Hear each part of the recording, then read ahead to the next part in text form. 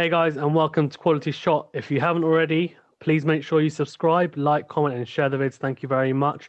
And if you have done so already, thank you so much. Your support is greatly appreciated. I have with me Venu from Venu Cricket Catch Up, who you probably should have seen on some of the other videos. If you haven't checked out his weekly cricket catch up, check it out. It's a playlist on my channel where you can check out the latest videos. He's done 2 already. And we're going to be doing another one this week as well, so keep an eye out for that. Okay, we're going to go into Pakistan versus New Zealand, the first T20 international, which was the first match of Pakistan's tour of New Zealand.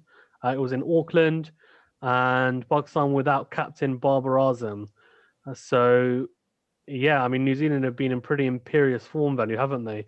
In all formats, but I think they've won their last at least 5 or 6 T20s. They're looking like a very, very good outfit, aren't they, Vinny? Yes, they're looking like an excellent outfit. And as you was just saying, in all 3 formats, they're looking a very potent team that could beat any team on their day. So, yeah, very, very interesting team to look out for in the future. Yeah, for sure.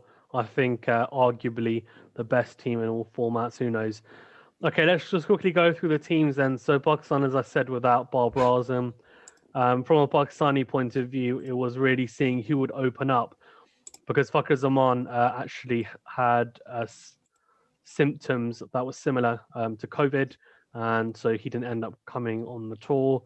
So really there was talk about Haider Ali opening, Mohammad Rizwan opening, Abdullah Shafiq.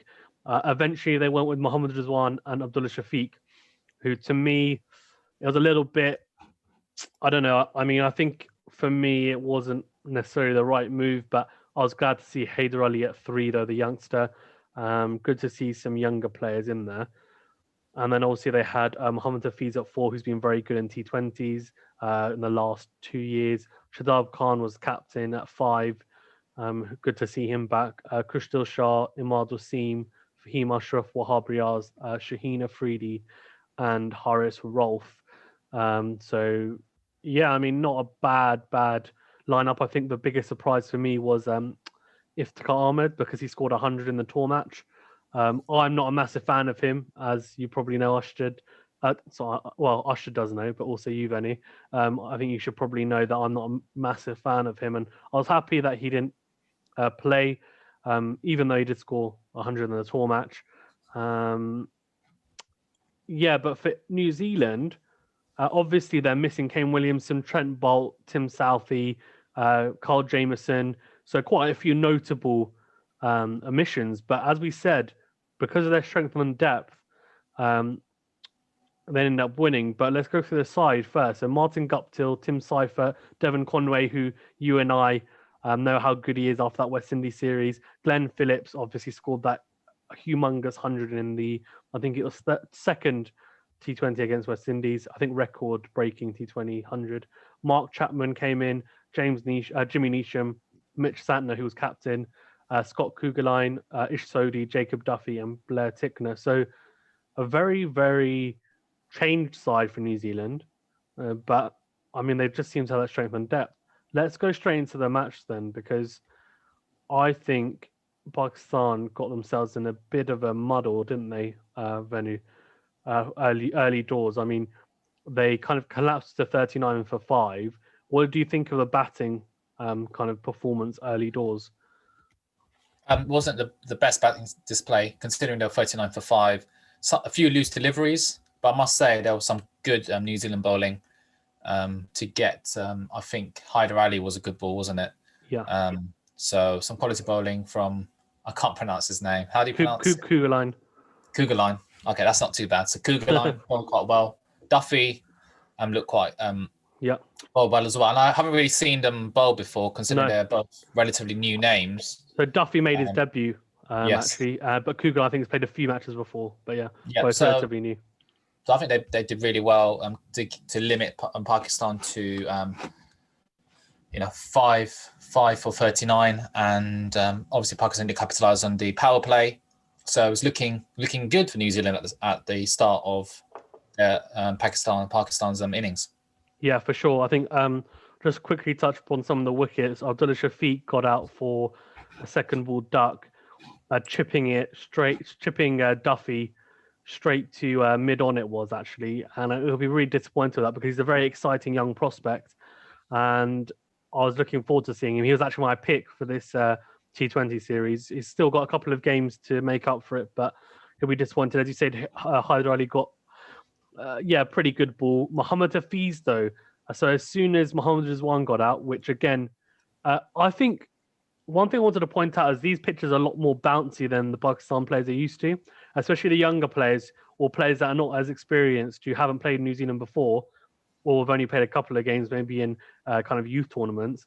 Coming into this, it was a big learning curve early doors because the ball was bouncing a lot more on this New Zealand strip, and I think the way that Mohammad Rizwan got out was kind of epitomized that because he went to kind of carve one through. I think it would have been kind of cover point region, and then it popped up on him, and he ended up kind of almost flat batting it, and he ended up hitting it straight to extra cover. So I think they struggled with the bounce early doors, and you know what it reminded me of, Venu, and you're going to hate me for bringing this up, is it was reminiscent of the Pakistan kind of innings against West Indies in the World Cup last year in 2019, where we went to go and see them, and they kind of got skittled, and they struggled with that bounce, that pace and bounce early doors on that wicket. And it was the same again here, and it's something they obviously need to work on. Very different players, but same mentality, and obviously they need to work on that. Mohammad Hafiz, I mean, is a shocking one. A first ball duck. He's one of the best T20 players around, and I think he'll be disappointed to get out the way he did again, just kind of chipping it, trying to smash one over mid on, and got caught from Duffy as well, who looked very good. At one point, I think he already had 3 wickets after 2 overs. So a great debut for him. Okay, so after that, though, there was a bit of resistance. And obviously, as I said, they were 39 for 5. But Shadab Khan, captain, as you would say, played a captain's innings of 42. Do you want to touch upon him a little bit? Because obviously he batted, I thought, quite well with Imad Wasim. They took them from 39 for 5 to 79 for 6. So obviously they started, I think they hit, so what, they scored 40 runs in 5 overs. So kind of gave them a little bit of stability there. What do you think of Shadab and Imad? I thought they batted really well, given the circumstances. You would have seen, Pakistan side to the side would have capitulated at that point, but fair play to Shadab Khan and Imad Wasim to get them to a respectable total, and especially Shadab Khan. And he hit some really good. There's one 6 he hit was huge. That was the pickup, which went over the square leg. Oh, that was huge. Right, you just think it's ridiculous. How far these players can hit the ball now is amazing. So fair play to him. 32 balls for his 42 runs, 2 fours, 3 sixes. And as I've said, it is a captain's innings from him to get Pakistan to a respectable and defendable total of 153. Yeah, agreed. I think it's very worth noting Faheem Ashraf. This was, I think, so I know I've mentioned to you that Pakistan really struggle with seam all-rounders. And I think we'll touch upon this in a little bit, but the biggest positive for me in this defeat for Pakistan was Faheem Ashraf. 31 off 18, strike rate of 170, 3 sixes and 2 fours, and I'm not joking when I say that he looked class to a degree. And I've never seen him bat like this. I've never thought of him as someone who can bat well. And he hit a 6 over, I think it was mid on. It's just absolutely huge, and 1 over mid off as well. And they're proper cricket shots. Right, this isn't slogging. This is like proper classic shots, and down the ground. That was an important innings, wasn't it? Yeah, agreed. Shadab Khan was out when Pakistan won 114. He played a crucial knock to get them to 150 plus. Agreed, 100%. Yeah, Wahab Riaz chipped in with 9 off 5, and Shaheen Afridi 10 off 5. In the PSL. So I never thought he could hold a bat, but he hit a huge 6 in the PSL final, and he did it again here. Huge 6 over mid on, and obviously he's improving on that a little bit. So on levers. Yeah, His long levers, yeah. exactly. Yeah. But yeah, Faheem Ashraf's a left-handed bat as well, so that kind of gives him Yeah. an advantage, and he's a right-hander, so similar to Ben Stokes. Obviously, he's Yeah. nowhere near that level yet, but if we can keep on developing him, he's not particularly old either. I think he's like late 20s. My age, yeah, 26. Yeah, He's turning 27 soon. Exactly, yeah. So he's exactly our age, so very young, right? So he's got loads. And he's played some test matches as well. He's played 4 matches. Yeah. Do you think he'd do well in a test match arena? So in test match arena, to be honest with you, if he can bat like how he did in this, as in terms of playing proper shots, then I don't see why not. If he can kind of solidify his batting, then yes, because his bowling is quite good. But the issue with him is that he's kind of seen as a bowling all-rounder, someone who can bowl, who can bat a little bit. But if he can really bring both those facets together and be solid in both, then I think he could be.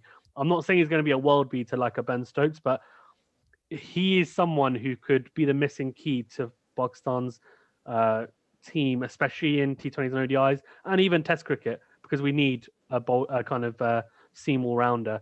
And I think the big plus for me was Shadab batting at 5, that he's now become a genuine all-rounder. And his captaining was quite good. But as you said, 153 for 9. Let's touch upon New Zealand's bowling. As you said, Jacob Duffy, 4 for 33. Very, very good debut, right? Mitch Santner went for only 4.5 and over. Again, captain opened the bowling very, very tight. I think all of them bowled pretty well, didn't they? Ish Sodhi was a little bit expensive for 9.25, but got a wicket and kind of always looks a bit dangerous. What do you think of the New Zealand bowling display? I thought, they started off really well, but I think they would have been disappointed to let Pakistan off the hook there, especially in the middle overs. But I think they would have been happy to get them all out for 150. Yeah, I agree 100%. I think they probably would have hoped that they could have cleaned them up for a bit less, maybe 120, 130. So to kind of let it slip a little bit to 150, they would have been a little bit disappointed. Okay, let's go on to the New Zealand innings. So Martin Guptill and Tim Seifert opened up. Martin Guptill ended up getting out to Shaheen Afridi, which, as we know how dangerous he is first up. He bowled very well, 4 overs, 27, 2 wickets. Tim Seifert, though, 57 off 43. A really good innings by him, right? Really vital innings, to be honest with you. What do you think of his knock? Yeah, I thought it was a solid knock from Tim Seifert there. And, Martin Guptill out there, their big gun batsman in T20s, Martin Guptill out early on. I think he had to steady the ship a bit. And considering there were 2 for 21 after Conway got out, and Conway played he's batting really well, and he has got a good form from the ODI series. So there was 2 key wickets from Pakistan there. And I thought he batted really well, considering a decent strike rate. And he had a decent partnership with Glenn Phillips as well. They put on 40 odd together, and an even better partnership with Mark Glenn Chapman. Phillips. And Mark Chapman. Mark Chapman. Sorry. Yeah. So that was a good partnership there. And that kind of brought the game to New Zealand. Yeah, I agree. Mark Chapman obviously came in. So he came in at 5, 34 of 20. Glenn Phillips fell for 23. So Harris Rauf, just to quickly mention, got Devon Conway and Glenn Phillips.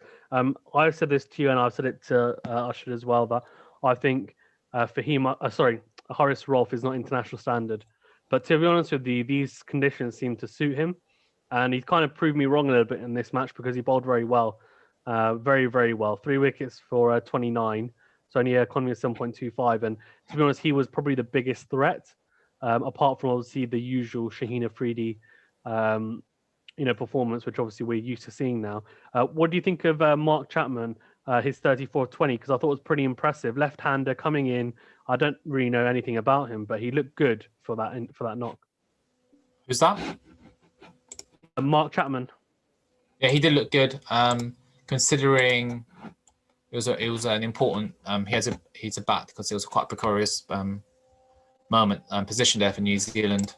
So important knock from Mark Chapman there. I think he would have been disappointed not to have finished off the game for them, but crucial knock from him. And a decent strike rate, 170. That's a decent really good rate, given the circumstances.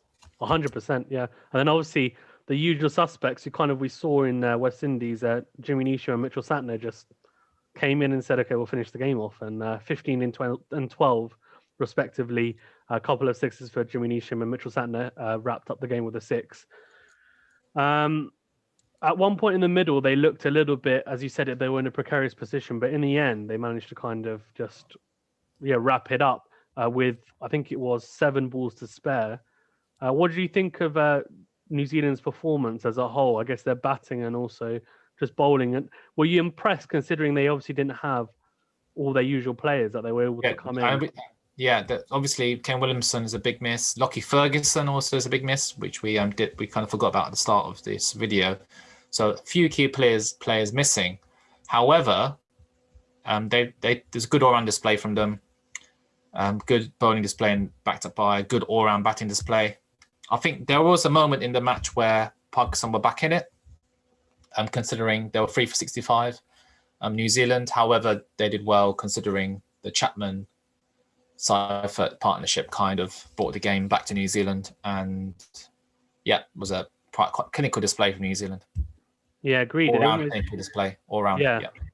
They almost seem like they have 17 players that could fit into their team at the moment because exactly they have all those players that come in. Their depth is incredible at the moment. One of the best depths.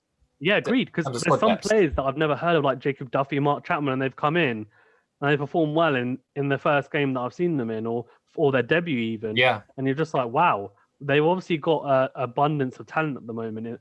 And maybe it's worth one video or something, doing a bit of research to look into the I guess the youth level and at grassroots in New Zealand, because it looks like they're getting players coming through, similar to how Australia have always had. Yeah. Maybe they picked up that model, but they're doing a very good job. Definitely. Bowling wise, I thought Pakistan bowled very well. In terms of Shaheen Afridi bowled very well, only went for 6.75, 2 wickets for him. Imad Wasim only went for 7 and over. Not sure why he only bowled 2 overs. But Haris Rauf bowled very well, as I said. And Faheem Ashraf, as you mentioned, 3 overs for 18, only went for 6 and over, so very tight from him. He's a wicket-to-wicket bowler. Wahab Riaz and Shadab Khan, very expensive, 11.74 and 11 economies, respectively. So a little bit disappointing there, and that's kind of where I think the game probably slipped away a little bit. What do you think? Babar Azam a big miss, and how do you see the rest of the series going now? Because obviously New Zealand are going to strengthen with Kane Williamson will be coming back. I don't know whether Tim Southee will play, but I know Carl Jamieson will play. So they've got those two will at least come in to the side. Pakistan, obviously, Babar Azam's not fit for any of them, so they're going to have to play a similar side. So what do you think? Babar Azam is a huge miss. He'll be a huge miss for any side. So considering he's the second-rated ranked batsman in T20s, just behind Dawid Malan of England. So that shows how good Babar Azam is. And I think his experience, his captaincy was missed in the first T20, and it will be missed for the rest of the series. So I think Pakistan's batting has to step up for the next 2 T20s, and hopefully they will. I'm sure they will, and I'm sure Pakistan will win one of the 2 T20s. But I'm going to go for 2-1 New Zealand for the series. Okay, 2-1, fair enough. What do you think, Fazan? I'd be surprised if we get a win. I was hoping that we would win the first one, but I think I was optimistic considering we'd have to adjust to conditions very quickly. But I just thought, considering New Zealand are going to strengthen the second and third T20, but maybe we'll be able to adapt considering that obviously it's a new kind of surface in terms of conditions, etc. We'll see. I'm hoping we can get at least one win from it, but I wouldn't be surprised if we get beaten 3-0 tomorrow, because I just think Babar Azam, as you said, unfortunately is a very big miss for us because we rely very heavily on him, and a combination of that and also the fact that New Zealand are so strong at the moment. So we'll see. We'll see how it goes. I think we were competitive, which was good to see. So let's see if we can continue to do that and maybe edge them in the next one. But yeah, anything else you want to touch upon before we wrap up here? That's it, really. I'm looking forward to the next few next few T20s, and also looking forward to the Test match series that's going to start on Boxing Day, I believe. Yeah, can't wait for that. A lot of cricket to get through. So yeah, we'll be good. We'll be good. Considering the government have just announced a tier 4 lockdown in London and other parts of southeast England, I think we're going to be watching a lot of cricket over the next few weeks.